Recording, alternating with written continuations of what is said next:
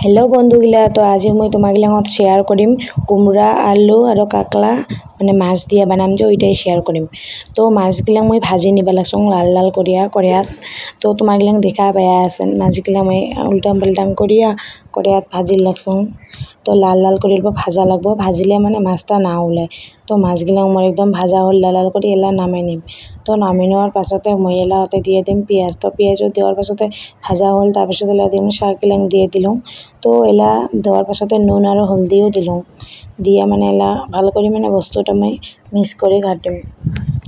তো ঘাটা হল বস্তুগুলো ঘাটিয়েছো ভালো করে ভাজিম কুমড়া না ভালো করে মানে ভাজা লাগে।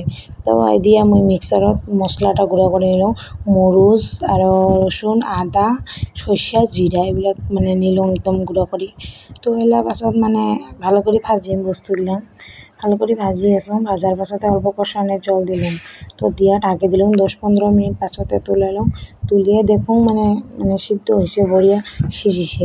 তো ওখানে আর অল্পখানি ভাজিলাম ভাজার পাছতে এলা মই মানে ঝোলের জল দিম অল্প অল্প মানে ঝোল করিম। তো ওই জন্য ঝোলের জল দিলাম দিয়া এলা মই মানে জাল উঠার অপেক্ষা। তো জালও উঠিবার লাগছে এলা মাছও দিলাম। তো আমার 3জন মানসি ওই জন্য 3জন মাছ দিলাম। তো তোমাগুলোও মোর মতন করে বানিয়ে খান কুমড়া আলু কাকলা মাছ দিয়ে বহুত টেস্ট লাগে। আর যদি মোর ভিডিওগুলো তোমাক ভাল লাগে প্লিজ লাইক কমেন্ট করে দেন আর মোর পেজটা ফলো করে দেন।